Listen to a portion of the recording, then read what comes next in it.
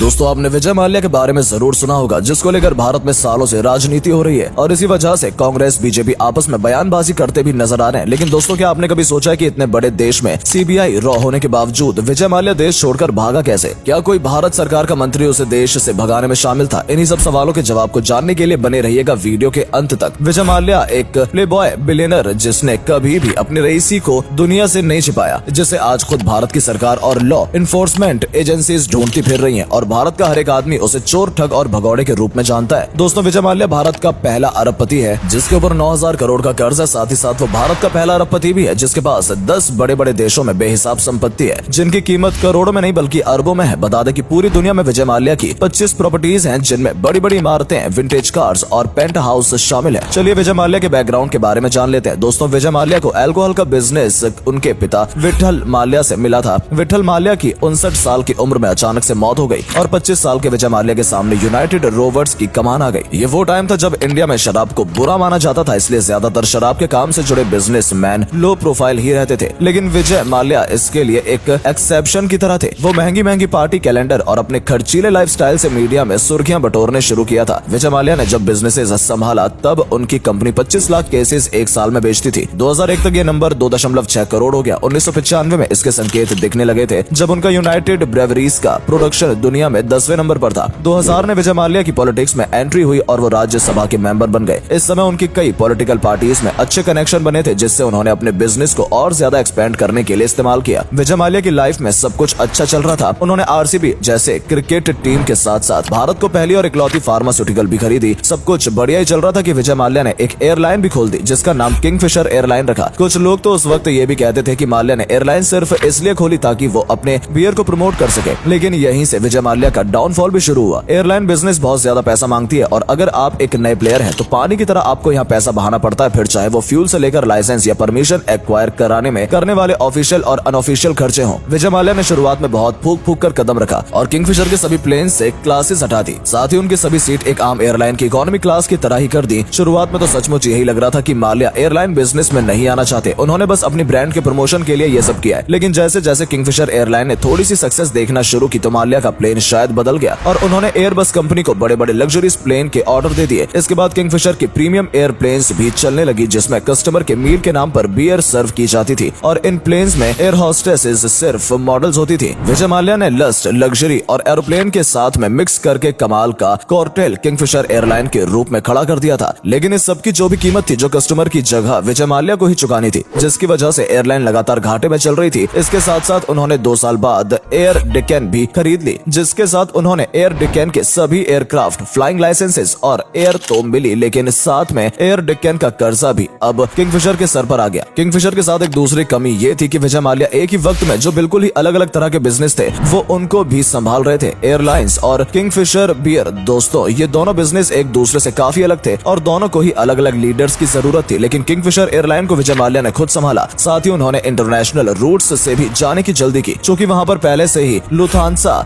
Emirates और एथिड जैसे बड़े प्लेयर्स मौजूद थे, जिनकी बराबरी करने में किंगफिशर को बहुत ज्यादा पैसा खर्च करने की जरूरत थी और इस तरह से विजय माल्या का एयरलाइन बिजनेस में आना उनके डाउनफॉल का कारण बना। चलिए इसको डिटेल में जानते हैं। 2005 में अपने बेटे सिद्धार्थ के जन्मदिन पर किंगफिशर एयरलाइन को लॉन्च किया। 2007 में उन्होंने $135 मिलियन से एयर डेक्कन का 26% शेयर खरीदा। साथ ही साथ उनका कर्जा भी अपने सर किया। 2008 में उन्होंने बैंगलोर से लंदन तक प्लेन चलाकर अपने इंटरनेशनल ऑपरेशन की भी शुरुआत कर दी। अब तक कंपनी ने एक भी पैसा प्रॉफिट नहीं कमाया था और लॉस में चल रही थी, इसलिए उन्होंने 2009 में लीज पर ली हुई 19 एयरक्राफ्ट को खर्च बचाने के लिए वापस कर दिया और 2011 तक माल्या के ऊपर $1.7 बिलियन का कर्ज चढ़ चुका था और किंगफिशर डोमेस्टिक मार्केट में तीसरे से 5वें नंबर पर आ गई। और उसी साल कई सारी तेल कंपनियों ने भी विजय माल्या की एयरलाइन को उधार पर तेल देने से इनकार कर दिया था, जिससे माल्या को बहुत बड़ा झटका लगा। दिसंबर 2011 में सरकार ने ये सूचना दी कि जो इनकम टैक्स किंगफिशर अपने एम्प्लॉयर से काट रहा है उसको 2 साल से उसने सरकार को जमा नहीं किया। 2012 में स्टाफ को सैलरी न मिलने के कारण किंगफिशर एयरलाइन का पूरा स्टाफ हड़ताल पर चला गया और फिर साल 2012 में ही किंगफिशर एयरलाइन का लाइसेंस सस्पेंड कर दिया गया। नवंबर 2012 में ब्रिटिश कंपनी डियाजियो ने माल्या की यूनाइटेड स्पिरिट में 53% के शेयर को खरीद लिया, जिससे माल्या को $2 बिलियन